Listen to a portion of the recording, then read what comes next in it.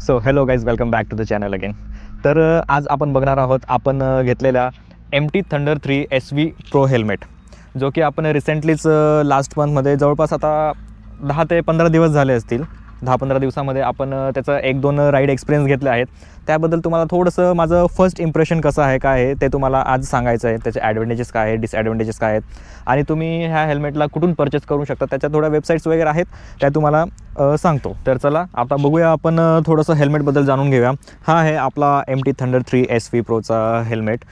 तर बेसिकली या हेल्मेटमध्ये आपल्याला ISI सर्टिफिकेशन, डॉट सर्टिफिकेशन आणि EC 22.05चं म्हणजे हे 2024चं लेटेस्ट एडिशन आहे. त्यात आपल्याला हा हेल्मेट बघायला मिळतो. याचं कम्फर्टनेसच्या बाबतीत जर आपण बघायला गेलं, हेल्मेट वेअर केल्यानंतर जास्त वोबल वगैरे होत नाही, पॅडिंग वगैरे एकदम ओके आहे. विंड ब्लास्टच्या बाबतीत जर बघायला गेलं तर विंड ब्लास्ट आपल्याला 0% विंड ब्लास्ट याच्यामध्ये मी आतापर्यंत एक्सपिरियन्स केला आहे. याला मी अजून फक्त 1 ते 2च राईड एक्सपिरियन्स केला, त्याच्यामुळे तुम्हाला फर्स्ट इम्प्रेशन सांगत आहे. याच्यामध्ये 0% विंड ब्लास्ट आहे, पॅडिंग फिटिंग ओके आहे. त्यानंतर आपण जेव्हा इथे गोप्रो वगैरे जर माउंट केला तर गोप्रोचा वेटसुद्धा मला जाणवू देत नाही. यापूर्वी मी दुसरे हेल्मेट वगैरे आपले स्टर्स थंडरचा मी वापरला आहे हेल्मेट, त्याला जेव्हा मी गोप्रो लावायचो तेव्हा मला नेक पेन वगैरे भरपूर व्हायचं. म्हणजे जो वेटचा इश्यू आहे तो पण याच्यामध्ये जाणवत नाही. हा जवळपास आपल्याला 1600 ग्रॅमचा म्हणजे जवळपास 1.5 किलोचा हेल्मेट आहे, पण आपल्याला डोक्यावरती हेवी वेट असं जाणवू देत नाही. एवढी याची एक खासियत आपण सांगू शकतो.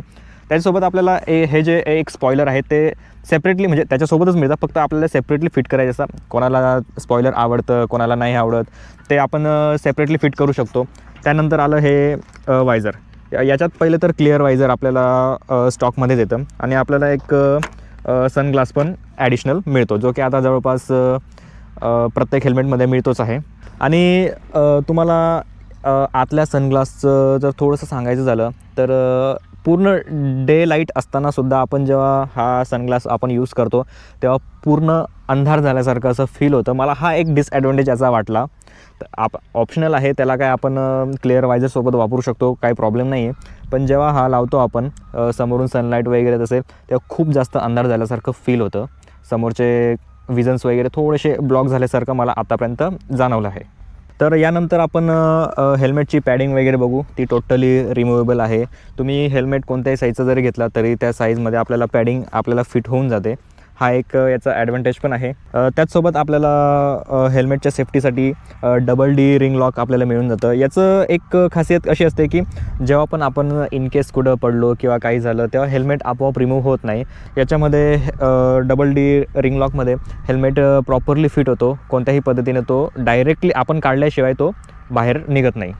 तर याची प्राइसिंग वगैरे जर बघायला गेलं तर आपल्याला हा जवळपास 6600 आपल्याला ऑनलाईन वेबसाईट्सवरती बघायला मिळतो. आणि डिलिव्हरी चार्जेस वगैरे काहीतरी 150 ते 200 रुपयाच्या इन बिटवीन असतं. तर तेवढं आपल्याला 6700 ते 800पर्यंत आपल्याला हा हेल्मेट मिळून जातो. तसं क्वालिटी वगैरे बेस्ट आहे, आणि तुम्ही कुठून परचेस करू शकता ते मी इथं साईड कॉर्नरला त्याच्या वेबसाईट्स वगैरे सगळ्या देऊन देतो. ठीक आहे, तुम्ही इथून परचेस करू शकता. ओव्हरऑल हा व्हिडिओ तुम्हाला कसा वाटला, या हेल्मेटची इन्फॉर्मेशन कशी वाटली, काय वाटली, कमेंट सेक्शनमध्ये नक्की कळवा. तर याआधी मी जो वापरला तो स्टर्स थंडरचा हेल्मेट होता. याच्यानंतर आपण अपग्रेड केलं MT थंडर 3 SV प्रोमध्ये. तर याचं हे माझं फर्स्ट इम्प्रेशन होतं, जे की तुमच्यासोबत मी आज शेअर केलं.